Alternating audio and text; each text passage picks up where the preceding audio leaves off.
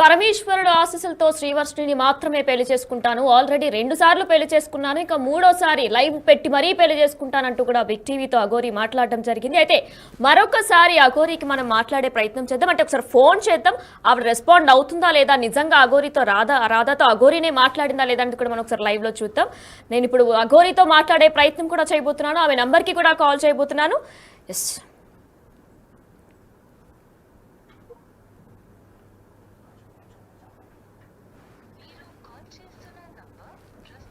Coverage ఏరియాలో లేదు లేదా స్విచ్ ఆఫ్ చేసి ఉంది. దయచేసి కొంచెం సేపు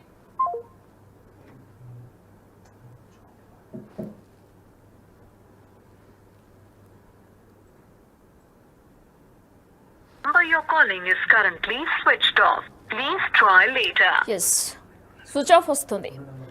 మనం ఇంకొక 2వ నంబర్ కూడా ఒకసారి ట్రై చేసి చూద్దాం.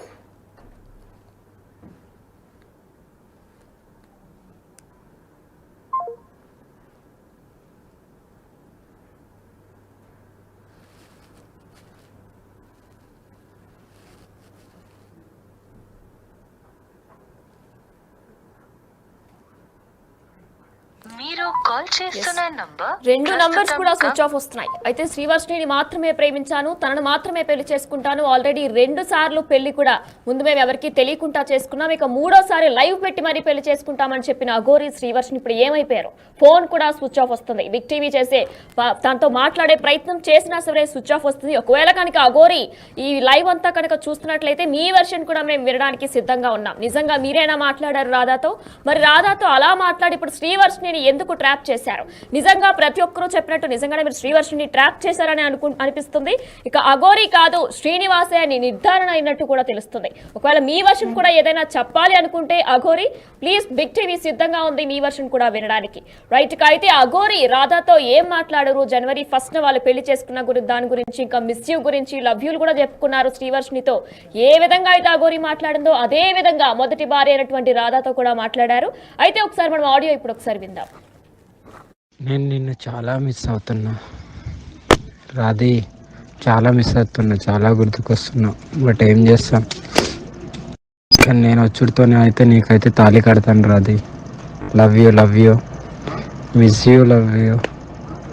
నాతో నవ్వట్లేదమ్మా, చాలా పెయిన్గా ఉంది హార్ట్లో.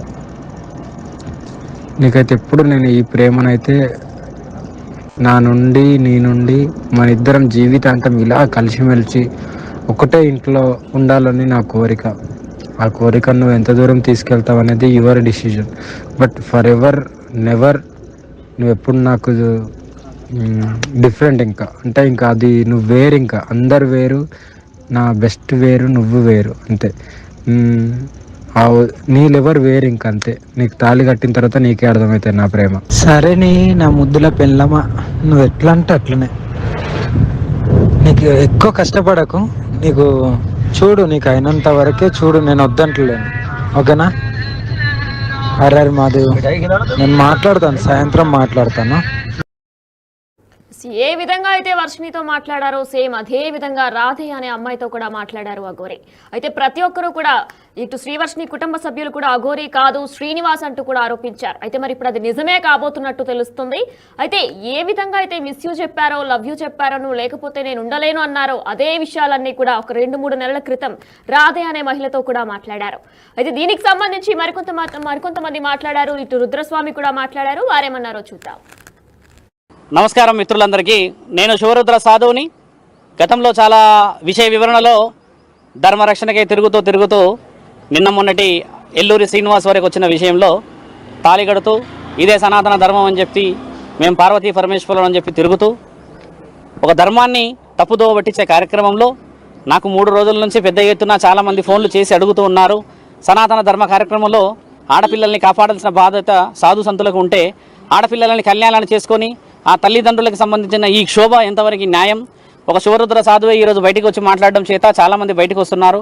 ఆడపిల్లల కుటుంబాలని కాపాడాలి స్వామి అని చెప్పి చాలామంది చెప్పడం చేత నేను మండే రోజు, అంటే ఈరోజు సోమవారం రోజు కూడా విషయ వివరణలో జాగ్రత్తగా పడి ఎల్లూరి శ్రీనివాస్ యొక్క విషయాలు కూడా చెప్పడం జరిగింది. గతంలో ఆయన చేసిన ఒక ఉత్తమమైన పని జనవరి 1 రోజు ఇంకో అమ్మాయికి కూడా తాళి కట్టడం, ఆ అమ్మాయిని మానసికంగా వేధించడం, శారీరకంగా వేధించడం, ఆ అమ్మాయి ఈరోజు ఒంటరిదైపోయి దిక్కుచోతని పరిస్థితుల్లో ఉన్న ఆ పరిస్థితిని నేను నిన్న మొన్నటి నుంచి ఎంతో వివరంగా మాట్లాడడం జరిగింది. ఈరోజు మీడియా సోదరులందరికీ కూడా తెలియజేయాల్సింది ఏంటంటే ఇకపై ఆగేది లేదు.